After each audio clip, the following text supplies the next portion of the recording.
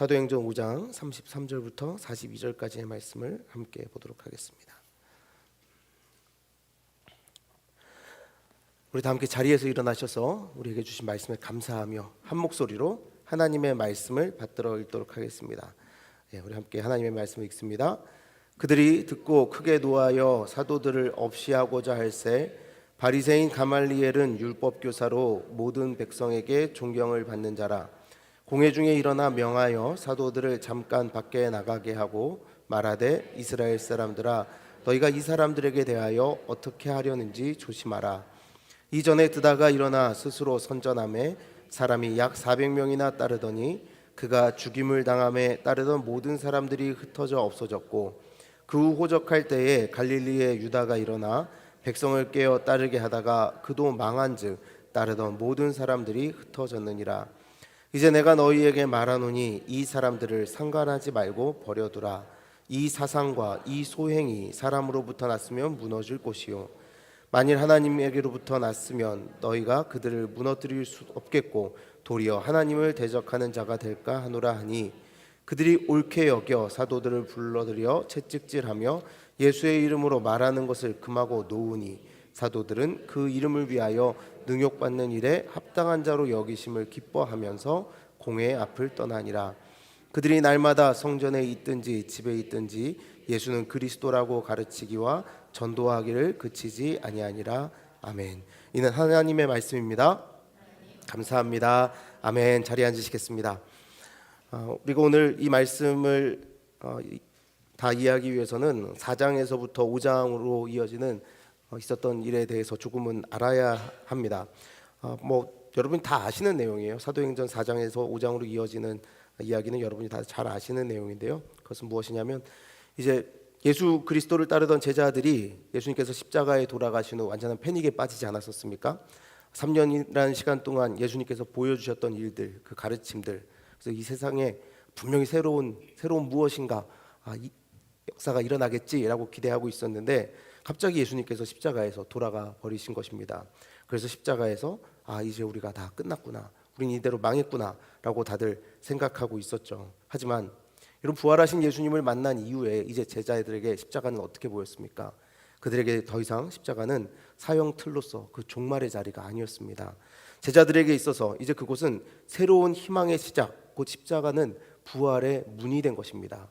그래서 그 이후에 어떻게 되냐면 제자들은 부활하신 예수 그리스도를 만났고 성령의 임하심을 통하여 예수께서 부활의 첫 열매가 되시는 것과 우리도 천국 소망으로 오늘을 살 수 있게 된 것을 깨달아 알게 되었으며 그 이후에 그 내용들을, 그 복음을 세상에 들고 나아가서 전하게 되었습니다. 그래서 이제 제자들은 보내신 바 사도로서의 그 복음 전파 사역을 감당하기 시작했습니다. 이전에는 두려워 떨고 있던 이들, 망했다고 숨어있던 이들이었으나 부활하신 예수님을 만나고 성령을 체험한 이후에는 그것을 참지 못하고 세상으로 뛰쳐나가 복음을 전파하는 사도들이 되었다는 것이죠. 자, 그러자 어떤 일이 일어나냐? 바로 이 사도들이 가는 곳마다 놀라운 표징들이 일어납니다. 예수께서 살아계신 그 증거들이 막 드러나기 시작한 거예요. 예수가 하나님인 것이 막 드러나기 시작한 것입니다. 많은 사람들이 어떻게 됩니까? 당연히 사도들에게 관심을 보이기 시작했습니다. 그리고 예수 그리스도의 이름으로 세례를 받고 교회의 인원들이 날로 늘어나기 시작했습니다. 예수님을 믿는 사람들, 그 예수의 운동에 동참하겠다고 하는 사람들이 눈에 띄게 늘어나기 시작한 것입니다. 자, 그런데 여러분, 이 일을 정말 가장 싫어할 사람들이 있습니다. 누가 가장 싫어했을까요? 예수님을 십자가에 못 박은 사람들입니다. 예수님을 십자가에 못 박은 사람들이 당연히 이 일이 좋을 리가 있겠습니까? 만약에 정말 예수님이 부활하신 것과 그분을 통하여서 천국에 간다고 한다면 예수님을 십자가에 못 박은 자기네가 틀렸다라고 말하는 것인데, 사람들 중에 너 틀렸어 라고 말하는데 좋아할 사람이 어디 있겠습니까? 그래서 이 예루살렘에서 일어나고 있는 이 예수 운동, 이 걷잡을 수 없는 불을 붙잡기 위해서 종교 지도자들이 나섰습니다. 당연히 자신들의 눈에 곱게 보이지 않는 이 일을 자신들의 힘으로 막아서려고 했던 것입니다. 예수님을 내가 죽였으니까 말입니다. 그래서 사도행전 4장을 보면 사내들인 공의회에서 더 이상 예수님의 이름으로 아무것도 가르치지 말라라고 명령을 내립니다. 그런데 사도들이 어떻게 합니까? 그 명령에 따를 수 없다라고 하며 다시 나와서 예수님을 전합니다.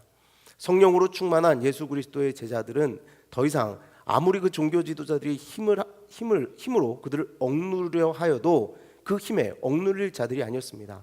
예수님 안에서 천국을 맛보았으니, 예수님 안에서 진정한 자유가 무엇인 것을 알았으니, 하나님의 자녀로서 살아가는 기쁨이 무엇인지를 알았으니, 이 세상의 종교 권력을 가진 사람들이 아무리 짓누르려고 하여도 짓눌러지지가 않았다 하는 것입니다. 자, 그러자 대제사장과 그의 지지자들인 사두개인들이 그러면 잡아 가두면 되지 라고 하며 그들을 감옥에 가둔 것입니다. 예수님도 죽였는데 그 제자들 좀 감옥에 가두는 것 그들에게 어려운 일이었겠습니까? 힘없는 그 어부들, 아무런 힘없는 그들을 잡아 가두는 것 그들에게 있어서는 그냥 코 푸는 거나 마찬가지 쉬운 일이었을 것입니다. 예수님을 따르는 자들을 향한 핍박이 이제 시작된 것입니다. 여러분, 이렇듯 복음 전도의 사역, 그 기쁨으로 세상으로 뛰어나갔던 이 복음 전도의 사역이 시작되는 그 순간부터 교회를 향한 핍박은 동시에 시작됐습니다. 복음 전도자이자 영국 성공의 주교였던 바즐레이라는 분은 이렇게 그래서 말했습니다. 성령이 비처럼 내려올 때 있었던 경이로운 이야기를 우리는 알고 있다. 큰 무리 가운데 회개와 방언, 기적이 이루어졌으나 아울러 공포와 좌절, 고통도 뒤따랐다. 여러분, 오순절에 성령이 새롭게 하고 부흥케 하는 능력으로 하나님의 백성들 위에 임할 때 교회가 세워졌고, 그리고 그때부터 교회는 기쁨이 넘쳤으나 고통도 뒤따랐다라는 것을 이렇게 말하고 있는 것입니다. 사도들이 그렇다면 제자들이 그리고 교회가 이렇게 고난을 당하는 이유는 무엇이었습니까? 그것은 하나님의 자녀로서의 삶을 요구하시는데 거기에 응답했기 때문입니다. 사실 이들이 계속해서 숨어 있었다면 이런 핍박을 당할 이유도 없었고 이들이 고난을 당할 이유도 없었습니다. 그런데 예수 그리스도의 부활을 경험하고 성령의 임재를 경험하고 나니 그들의 심령 가운데 말씀이 살아있어서 그들을 내버려 두지 않았습니다. 하나님의 자녀라면, 예수 그리스도의 은혜로 구원받은 하나님의 자녀라면 이렇게 살아야지라는 요청이 그들 안에서 꿈틀대면서 그들을 움직이기 시작한 것입니다. 하나님의 자녀로서의 삶을 요구하시기에 세상 안에서 세상과 다른 길을 선택할 수밖에 없었던 이 제자들, 그런데 그들은 바로 그 길을 선택하자마자부터 고난을 당하기 시작한 것입니다. 예수님을 죽인 세상이 너희는 이제 죽은 예수를 따르지 말고 우리와 함께 어둠 속에 거하자 하는데 어찌 그렇게 살 수 있겠습니까? 그래서 차라리 고난을 당할지언정 우리는 말씀대로 살겠노라고 제자들은 뛰어나온 것입니다.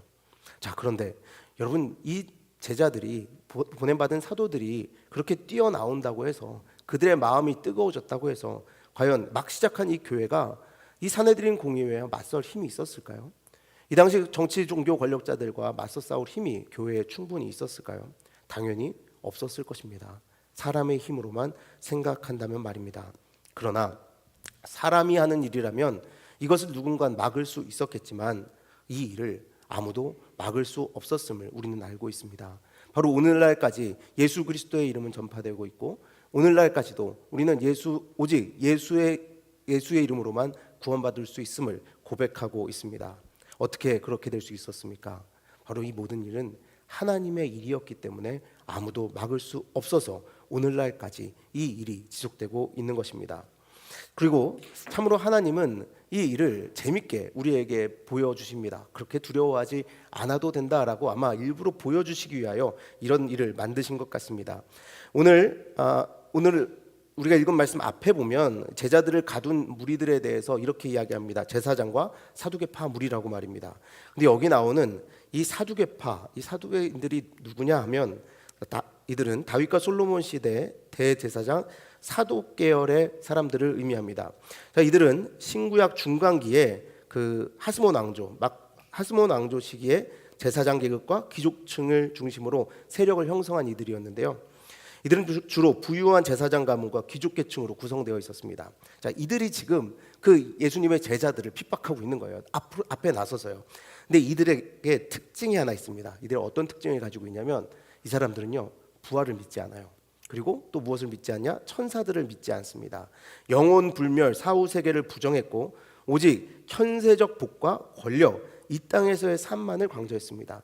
이들이 그러니까 부활하신 예수님을 전하는 이 예수님의 제자들을 보면서 핍박했고 이들 당연히 저들을 보면서 비웃었을 것입니다. 무슨 말도 안 되는 소리를 하고 있어 말입니다. 이렇게 말입니다.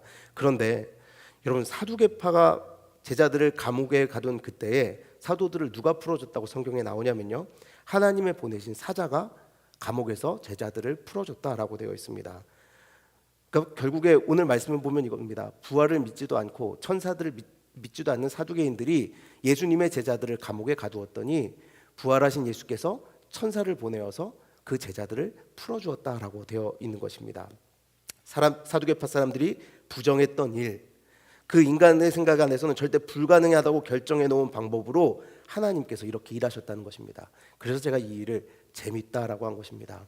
인간의 생각으로는 당연히 제자들을 막을 수 있을 거라고 생각했습니다. 야, 쟤들 그냥 감옥에나 가두고 매질 몇 번 하면 저들 다 멈출 거야 라고 생각했겠죠. 어차피 예수님이 부활했을 리도 없고 저들을 도울 천사들도 없을 텐데 저들이 해봐야 뭘 하겠어 라고 다들 생각했을 것입니다. 그런데 부활하신 예수님께서는 참으로 재밌게도 천사들을 보내셔서 사두개인들의 보란듯이 제자들을 풀어주신 것입니다. 너희가 내 일을 막아? 부활이 없다고? 천사가 없다고? 코웃음 치시면서 보란듯이 이 일을 예수님께서 이루신 것입니다. 시편 2편 2절부터 4절 말씀에 이런 말씀이 기록되어 있죠. 세상의 군왕들이 나서며 관원들이 서로 꾀하여 여호와와 그의 기름 부음 받은 자를 대적하며 우리가 그들의 맨 것을 끊고 그의 결박을 벗어버리지 않는도다. 하늘에 계신 이가 웃으시며 주께서 그들을 비웃으시리로다. 아멘. 여러분, 바로 이 말씀이 오늘 이날 이렇게 이루어진 것입니다. 사두개파 사람들이 그렇게 막고자 했던 일, 그 일을 예수님께서 문을 열어주시며 다시 그래서 그들에게 행하라 하십니다. 너희에게 복음을 전하지 말라 했다고? 자, 그러면은 나는 너희에게 명령한다. 자, 가서 성전에 가서 다시 복음을 전하라 라고 문을 열어주시며 하나님께서 제자들에게 명령하십니다. 20절입니다. 가서 성전에 서서 이 생명의 말씀을 다 백성에게 말하라 하매 주의 사자, 주의 보내신 천사가 사도들에게 예루살렘을 떠나 도피하라 하지 않고 대신 그 이른 새벽에 다시 당국자들, 이 정치 지도자들의 눈에 띌 수밖에 없는 성전에 가서 복음을 전하라고 이렇게 명령하고 있습니다. 여러분, 만약에 그런데 지금 이 상황에 이런 일이 일어나면 어떻게 될 것 같습니까? 종교 지도자들은 사실 더 열받을 거예요. 아니, 문을 열고 나갔으면 더 멀리 도망이라도 갈 것이지 다시 우리 코앞에 있는 성전에 와가지고 이렇게 복음을 전한다고? 그들의 증오에 기름을 붓는 행동입니다. 그런데 지금 그 일이 지속되고 있는 것입니다. 자, 그러나 사도들은 이 주의 사자의 명령을 두려워하지 않습니다. 그럼요, 따르면 되죠. 이렇게 말하고서 성전에 가서 복음을 전하기 시작합니다. 정치 지도자들은 이 모습을 보면서 참 어이가 없었습니다. 아니, 도대체 어떻게 이런 일이 있을 수가 있지? 분명히 감옥에 가둬놨었는데 감옥에 나가서, 그것도 지금 우리에게서보다 멀리 도망가야 될 합당한 사람들이 우리 코앞에 나와서 다시 이 복음을 전하고 있는 이 모습, 이거 도대체 어떻게 된 일이지? 하고 그들은 이해할 수가 없었습니다. 자신들이 제안해 놓은 하나님의 일을 믿고 싶지 않았기 때문입니다. 그러나 일어난 일을 부정할 수도 없는 노릇이었죠. 그래서 24절을 보면 이들이 이렇게 이야기합니다. 성전 맡은 자와 제사장들이 이 말을 듣고 의혹하여 이 일이 어찌 될까 하더니, 아니 도대체 어떻게 이런 일이 일어난다는 거야? 라고 말하고 있는 것입니다. 여러분, 이것이 우리 사람들의 모습입니다. 눈앞에 하나님께서 일으키신 놀라운 일이 벌어진다고 하여도 내가 정해놓은 범위 밖의 일이라면 사람들은 없는 셈 친다는 겁니다. 내가 하나님을 제안한 그 안에서만 하나님으로 인정해드리지, 내가 제안해놓은 밖에서의 일들, 그 일들은 하나님의 일로 생각하지 않는다는 겁니다. 요즘 여러분 MBTI 많이 들어보셨죠? E니, I니, 저는 ENFP라고 그래요. 근데 저희 부모님, 저희 가족들은 또 다 ISTJ예요. 무슨 얘기인지 아세요? 네, 저는 그래서 ISTJ에서 살아남은 ENFP예요. 무슨 말인가 싶죠. 그냥 그렇습니다. 근데 사람들이 나는 좀 더 감성적이야, 나는 이성적이야, 나는 외향적이야, 나는 내향적이야, 이런 말들을 합니다. 근데 그러면서 우리가 가끔 저는 그 이야기를 들으면서 가끔 답답할 때가 뭐냐면 그 영역을 사람들이 벗어나려 하지 않는다라는 겁니다. 나는 그래서 원래 그래라고 말하는 경향들이 있다는 것이죠. 그런 하나님은 우리를 그렇게 창조하시지 않으셨습니다. 우리의 생각을 넘어설 수 있게 하나님은 하셨고, 하나님은 그 밖의 일도 우리에게 가능하게 하셨습니다. 그래서 우리가 때로는 나를 한정 지어놓고 그 안에서만 하나님을 만나려 한다는 것이죠. 나는 외향적이니까, 내향적이니까, 이성적이니까, 감성적이니까 라고 말하면서 그 안에서만 하나님을 경험하려고 하는 그런 잘못된 모습들이 우리에게 있다는 것입니다. 그러나 우리가 분명히 알아야 합니다. 하나님은 우리의 생각하는 범위 밖에서도 일하시고, 하나님께서 그렇게 일하신다면 우리의 마음을 열고 우리의 생각을 열고 그분을 바라봐야 하는 것입니다. 그러나 사두개인들은 그러지 못했습니다. 이 당시 정치 지도자들은 그렇지 못했습니다. 하나님께서 여기까지밖에 못하셔 결정해 놨을 땐 너 아무리 이런 일이 일어나더라도 나는 믿지 않을 거야. 이들은 마음을 먹고 그래서 더욱 강하게 반발할 뿐이었습니다. 이들이 감옥에서 나간 것과 그 감옥에서 도망갈 기회가 있었음에도 다시 성전에 와서 복음을 전하는 것을 보면서 저들이 틀린 것을 내가 증명하고 말 거야 라고 이들은 더욱더 악한 마음을 먹은 것이죠. 그래서 산헤드린 공회의회는 다시 예수님의 사도들을 다시 잡아들입니다. 그리고 공회 앞에 세우죠. 그리고 명령합니다. 어찌 너희가 이런 일을 해냈느냐. 다시는 예수의 이름을 전하지 말라 했는데 이제는 하지 말아라 라고 그들에게 명령하죠. 그러나 이런 제자들이, 보내심 받은 사도들이 어떻게 합니까? 우리는 그렇게 할 수 없다라고 이야기합니다. 부활하신 예수 그리스도를 경험한 이들은 이제 더 이상 이 정치 지도자들이, 종교 지도자들이 두렵지 않습니다. 이 세상을 창조하신 하나님이 누구신지를 안 이상 더 이상 이 사람들을 두려워할 필요가 없다는 것을 깨닫게 된 것입니다. 하나님께 순종하는 이 일, 나는 지금 하나님의 부르심대로 이 사명을 감당하고 있으니 너희가 아무리 뭐라고 하여도 나는 결코 이 일을 멈출 수 없다라고 사도들이 강하게 선포합니다. 자, 이제 여기까지가 오늘 우리가 읽은 말씀 앞에 이루어진 일입니다. 자, 그러자 이렇게 사도들이 우리는 하나님께 순종하는 자들이니 이 복음 전파의 사역을 멈출 수 없다고 말하자 여기에 가말리엘이라는 사람이 등장합니다. 가말리엘은 상당히 유명한 바리새인 중에 바리새인입니다. 누구죠? 사도 바울의 스승이죠. 사도 바울의 스승으로서 이 당시 바리새인 중에 가장 뛰어난 바리새인이라고 손꼽히던 사람이었습니다. 자, 그가 이제 사도들이 그렇게 말하자 사도들을 잠시 내보내자라고 말하면서 사람들 앞에서 이렇게 말합니다. 36절, 37절 말씀입니다. 이전에 드다가 일어나 스스로 선전하며 사람이 약 400명이나 따르더니 그가 죽임을 당함에 따르던 모든 사람들이 흩어져 없어졌고 그 후 호적할 때에 갈릴리의 유다가 일어나 백성을 깨어 따르게 하다가 그동안 망한즉 따르던 모든 사람들이 흩어졌느니라. 자, 이 말이 무엇입니까? 가말리엘이 한 말은, 자, 예수님을 따르고 있는 사람들, 저 운동이 정말 하나님으로 말미암아 시작된 것이라면 어차피 우리가 무너뜨릴 수 없어.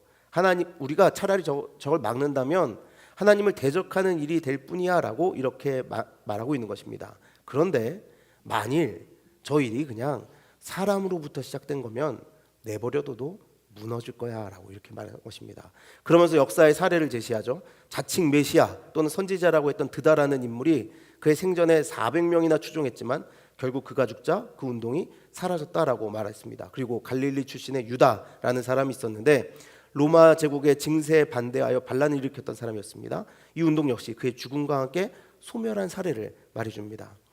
실제로 이 둘뿐만이 아니었습니다. 예수님 당시에는 그 예수님의 죽음 전후로 해서 몇십 년 사이에 이스라엘에 10여 명의 메시아들이 일어났고 나를 따르라 라고 말하며 로마에 맞서기도 했었습니다.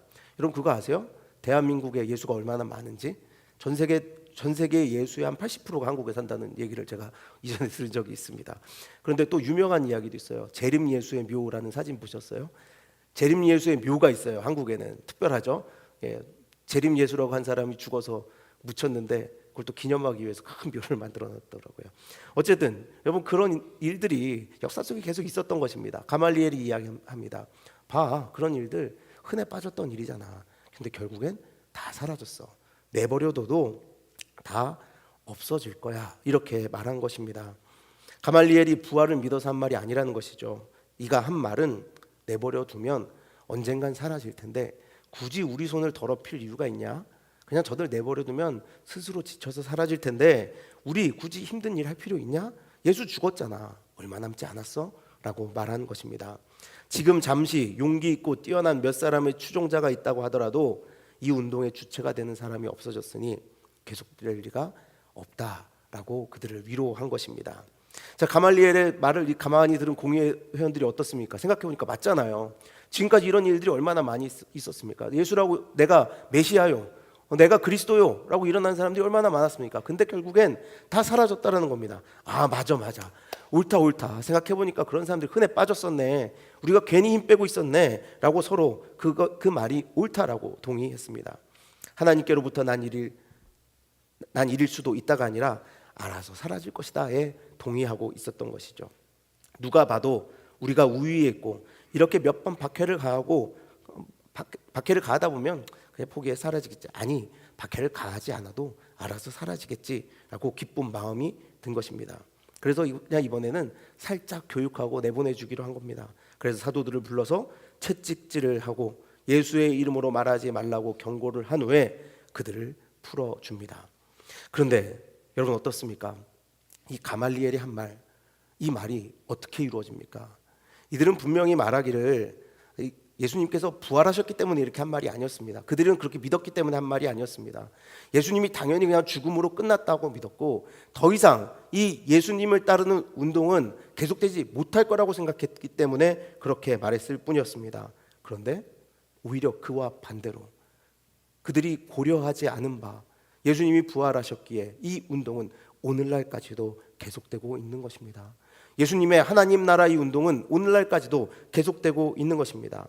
하나님께서 하신 일이 되어서 오늘날까지도 많은 이들을, 이 세상의 모든 이들을 하나님 나라로 초대하는 그 역사가 일어나고 있는 것입니다. 그래서 제자들은 그 매를 맞고 풀려나는 그 자리에서도 기쁨으로 나아갈 수 있었습니다.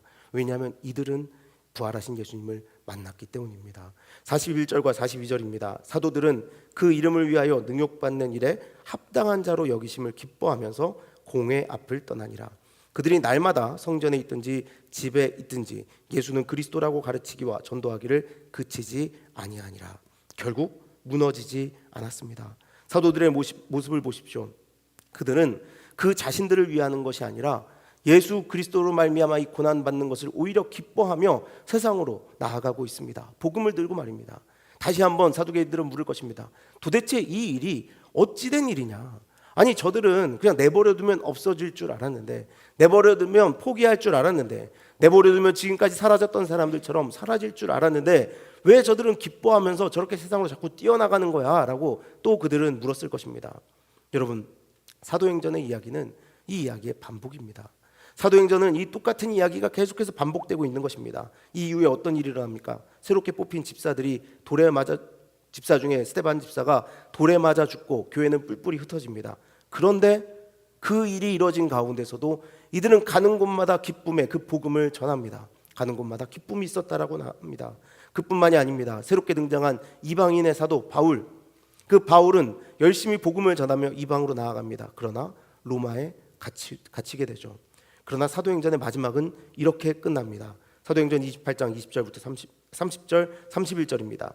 바울이 온 이틀을 자기 셋집에 머물면서 자기에게 오는 사람을 다 영접하고 하나님의 나라를 전파하며 주 예수 그리스도에 관한 모든 것을 담대하게 거침없이 가르치더라.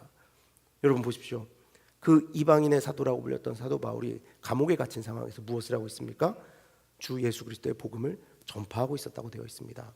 사도행전은 이 일의 연속을 보여주고 있습니다. 부활하신 예수 그리스도를 만난 이들이 이 어두운 세상 가운데서 끊임없이 복음을 전하고 있는 사역.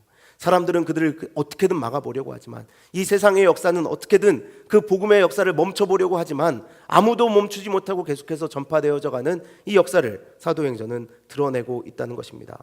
기쁨으로 주의 말씀에 순종하는 이들의 이야기, 그것을 계속해서 기록하고 있습니다. 공회 건물을 떠나는 사도들, 그들이 그렇다면 이렇게 담대하게 기뻐할 수 있었던 것, 복음을 들고 계속해서 전하며 나아갈 수 있었던 것, 그것은 무엇 때문입니까? 부활하신 예수님 때문입니다. 그들은 부활하신 예수님을 만났기 때문에 더 이상 두려워하지 않았고, 부활하신 예수님을 만났기 때문에 기쁨이 충만했습니다. 부활하신 예수님을 만났기 때문에 이 일이 일어나고 있었던 것입니다. 그러나 이 일이 어찌 일어나느냐라고 묻는 자들은 부활하신 예수님을 몰랐던 것입니다. 나는 부활하신 예수님의 말씀을 따라 이렇게 살 수밖에 없습니다라고 고백하는 자들, 그들이 바로 그래서 그리스도인들입니다. 이 세상의 정치 권력, 종교 권력과 구분되는 사람들은 무엇입니까? 예수님 부활하셨기 때문에 나는 세상이 우리를 아무리 핍박하고 우리에게 두려움을 심어주려 한다 하여도 나는 예수님의 말씀으로밖에 살 수 없습니다라고 고백하는 자들이 바로 우리라는 것입니다. 요한복음 15장 18절 19절 말씀에 예수님께서 이렇게 말씀하셨습니다. 세상이 너희를 미워하면 너희보다 먼저 나를 미워한 줄을 알라. 너희가 세상에 속하였으면 세상에 자기의 것을 사랑할 것이나 너희는 세상에 속한 자가 아니요 도리어 내가 너희를 세상에서 택하였기 때문에 세상이 너희를 미워하느니라. 여러분, 제자들은 이 말씀이 기억났을 것입니다. 세상이 우리를 핍박하잖아요. 그럼 뭘 아는 거예요? 내가 세상에 속한 것이 아니라 예수님께 속했구나를 알게 된 것입니다. 그래서 부활하신 예수님을 만난 이 제자들은 기쁠 수밖에 없었습니다. 야, 지금까지는 세상에 속한 줄 알고 이 멸망당할 세상에 속한 줄 알고 그렇게 살아왔는데 세상이 우리를 미워하고 핍박하는 것을 보니 이제 알겠다. 예수 그리스도의 이 기쁨을 전하는, 복음을 전하는, 천국을 전하는 이들이 이렇게 싫어하고 있으니 우리는 예수님께 속한 사람들이구나 라는 것을 깨닫게 되었고, 그로 인해서 기뻐하고 있었다는 것입니다. 부활하신 예수님, 그로 인하여, 부활하신 예수님께서 하신 말씀으로 인하여, 부활하신 예수님께서 초대하는 하나님 나라의 그 기쁨으로 인하여 이들은 오늘을 살아가고 있었습니다. 팡세의 저자 파스칼이 이런 말을 했다고 합니다. 교회가 오로지 하나님밖에 의지할 것이 없을 때 교회를 위해서는 가장 행복한 때이다. 바로 제자들이 이때를 살고 있었던 것입니다. 세상의 어떤 것에도 속하지 아니하고 세상의 어떤 말도 따라가지 아니하며 오직 하나님만 의지하고 하나님 말씀대로 오늘을 존재하고 있었기 때문에 이들은 행복해하며 오늘을 살아가고 있었습니다. 고난과 핍박 가운데서도 말입니다. 이렇듯 주의 말씀을 듣고 예수님을 따르는 것에만 집중한다면 여러분, 우리는 이렇게 기쁨과 평안을 누리게 될 줄 믿습니다. 우리가 이것이 믿는 자들에게 있어서는 가장 큰 기쁨이 되는 줄 믿습니다. 그래서 후에 베드로는 박해 속에 살아가는 성도들에게 이렇게 썼습니다. 베드로전서 4장 13절입니다. 오히려 너희가 그리스도의 고난에 참여하는 것으로 즐거워하라. 이는 그의 영광을 나타내실 때에 너희로 즐거워하고 기뻐하게 하려 함이라. 그리스도의 고난에 참여하는 것으로 인하여 기뻐하라. 고난에 참여하는 것이 예수 그리스도께 속한 것이기 때문이다 라고 말하는 것입니다. 우리 그리스도인들은 이 세상의 무너진 질서 속에서 예수 그리스도의 말씀을 따라 살아가는 자들입니다. 그러다 보니 아무래도 이 세상에서 평안을 누리기는 힘든 사람들입니다. 하나님의 성품을 닮아 살아가는 모든 자들이 하나님을 버린 세상, 예수 그리스도를 십자가에 못 박은 세상에서 평안할 수 있다라는 것은 어쩌면 거짓입니다. 그러나 그럼에도 불구하고 그 상황 속에서 하나님은 우리에게 천국이 무엇인지를 알려주시고 천국의 기쁨을 맛보게 하십니다. 우리가 이후에 심판 이후에 살게 될 영원한 천국을 바로 오늘 경험하게 해주시고 그것을 살게 해주신다는 것입니다. 물론 고난이 찾아올 때 예수 그리스도의 말씀에 온전히 순종하게 경험해야 하는 고난이 찾아올 때 우리의 마음에 의심과 두려움이 작용할 수도 있습니다. 예수님 믿는 게 분명 좋다고 했는데 왜 이렇지 하면서 세상을 살 때 제사장의 무리, 사두개인의 무리와 같이 예수님의 부활을 부정하는 현실적인 목소리가 우리를 흔들 때가 있습니다. 제가 아까 그 성도의 교제 시간에 그렇게 말씀드렸잖아요. 우리 조금 더 서로 바라보고 인사하자고요. 그런데 현대 사회는 그것이 불편하면 하지 말자고 합니다. 그냥 사랑까지 그냥 미워하지 않는 걸로 만족하자고 합니다. 점점 그냥 혼자서 신앙생활 잘하면 된다라고 말합니다. 점점 요즘 세대가 어떻습니까? TV 보면서도 신앙생활 할 수 있다라고 생각하는 것이 현대 사회 아닙니까? 그러나 정말 그것이 하나님의 말씀입니까?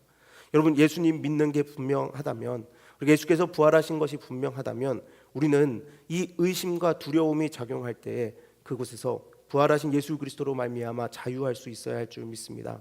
현실적인 것들을 최고라 말하는 이 세상 속에서 우리는 아니라고, 오직 은혜와 사랑, 부활, 천국, 뜬구름 잡는 소리처럼 들리는 그것들을 붙잡고 나는 살아가겠노라고 우리는 선포할 수 있어야 한다는 것입니다. 왜냐하면 만왕의 왕이요 만주의 주이신 예수님께서 부활하셔서 우리와 함께 하시고 계시기 때문입니다.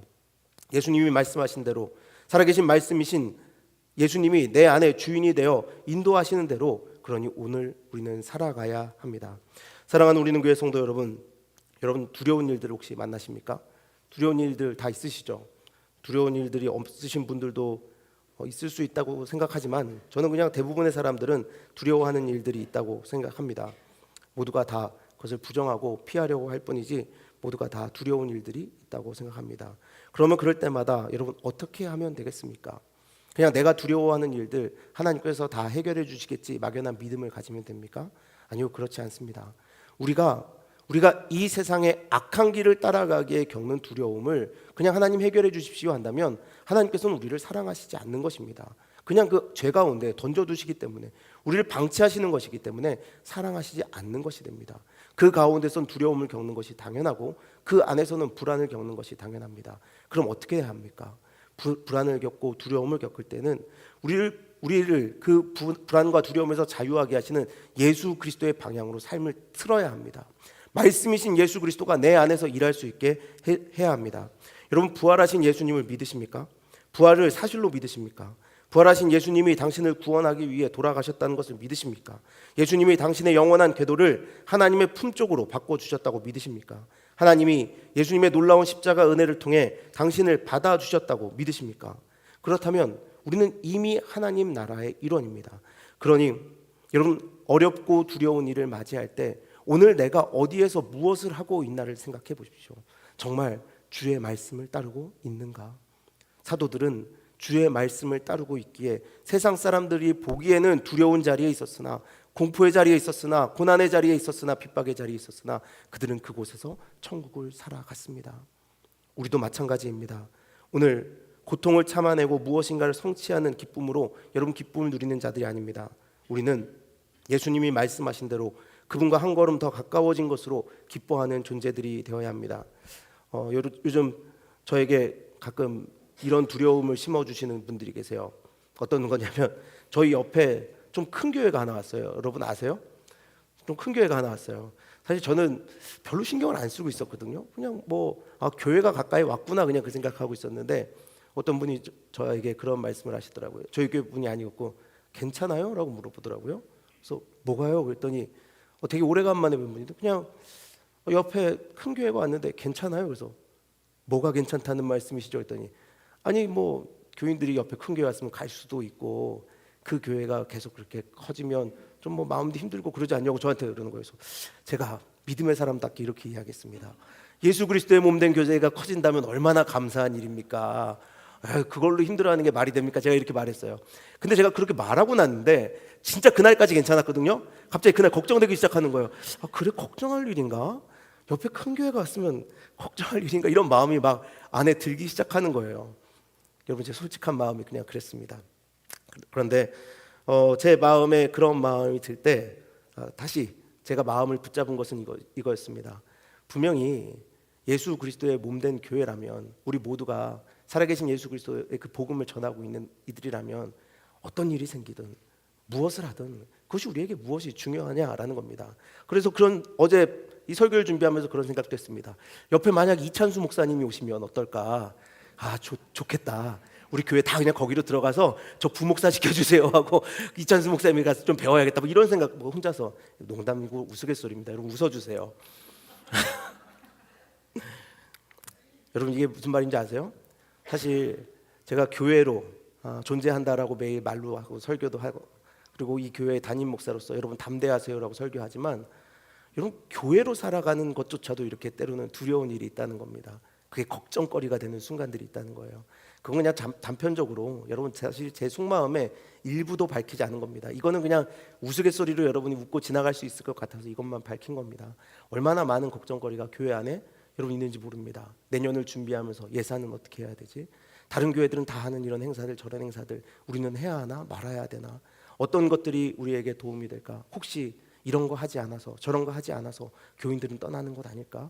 이 밴쿠버에 여러 교회들이 생겨났다 사라졌다 하는 것이 그렇게 역사처럼 반복돼 왔는데 우리도 그냥 그렇게 지금은 이제 아무도 이름조차 기억하지도 못하는 그런 교회들처럼 사라지는 것은 아닐까? 이런 생각들이 여러분 무수히 제 안을 스치고 지나갑니다. 죄송합니다. 담대하지 못한 목사라서. 그러나 여러분, 제가 고민하고 걱정하는 이 일보다 더 큰 고민과 걱정들을 여러분의 세상 속에서 저는 하고 살아간다고 생각합니다. 저는 그냥 교회 하나님 안에서 그래도 이 걱정하고 있잖아요. 근데 세상 나가면 어때요? 여러분을 보호해주는 그 틀도 없어요. 하나님 나라 밖의 일, 그 일들이 여러분을 막 휩쓸고 지나갈 것입니다. 그러나 여러분, 우리가 그럴 때마다 생각해야 할 것은 단 하나입니다. 오늘 내가 어찌 여기 있느냐라는 겁니다. 오직 부활하신 예수 그리스도로 말미암아 우리가 오늘 여기에 있는 것을 기억하십시오.